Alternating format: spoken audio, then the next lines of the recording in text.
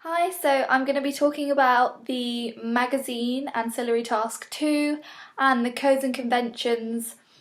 that I chose to either subvert or support within it. So something rather unconventional of a magazine article layout that I chose to include within mine was the fact that I had images at the edges of each page.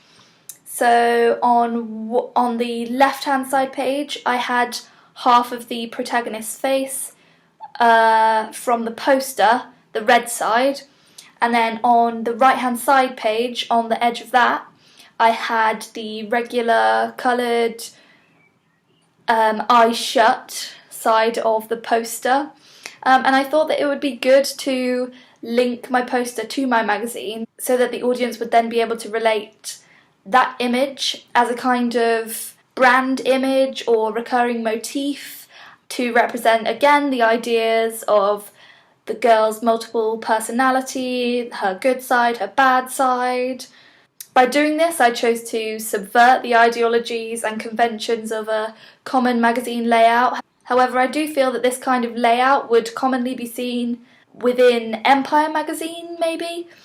as they usually have quite unusual, striking imagery within their magazine articles, especially for new releases,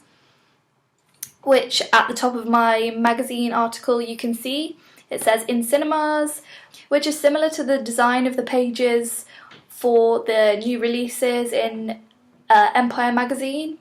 I also used Total Film magazine as inspiration, as I particularly liked at the end of their articles where they have the credits featuring all of the names of people that did all the background stuff, like the music, the costumes, the set design. And as well as this, I included a brief plot or summary for the readers. I thought that this was important to include within my review page so that readers would be able to judge on whether or not the storyline intrigued them or not, or whether they were unsure of what type of horror film it would be. So if someone isn't that into horrors, they enjoy more of a thriller, I feel that my film would probably be good for them, as it's not too scary. It's quite gory in places, so I feel that it would be important for the audience to read that within the plot summary, as it might not be to their taste or they might not enjoy the film. At the same time, if they read something in the plot line that they think is a perfect description for a film that they like or would enjoy, then this is a good way to entice the audience into watching your film. And as long as you don't give away too much of the plot, it can be intriguing and exciting for them whilst watching it, as they don't know fully what to expect throughout. I also chose to create a gradient going from one side of the double page to the other, and in order to create this gradient effect for the pages, I had to create a new gradient swatch using InDesign. This involved choosing two different colours that I wanted the gradient to start at and then end at. Also, by adjusting the middle arrow, I was able to decide how much of each colour I wanted to appear in the gradient. I then drew a large rectangle over the entire page and used the fill tool to change the colour of it.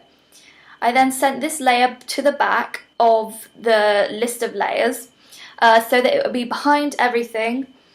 rather than just a coloured rectangle on top of everything that I'd originally created. This process was then repeated on the other page, however I created a different gradient going from grey to black rather than the first page, which was from red to grey. This also then gave off a three-dimensional type effect, which looked more realistic and just like a magazine article would. I also chose to include a quote which said, "An outstanding debut performance from Bethany Brown," and then that was a quote from the Whitney Gazette, and then 5 stars next to it. And I thought this was highly conventional of a magazine article, because it's often that quotes from critics are included, and this could actually sway the audience's opinion as to whether to go and see the film or not, especially if it has a 5-star rating right at the top of the article. As they're flicking through the magazine, it could entice people to read the article, and therefore, after they've read the article, hopefully to go and watch the film itself.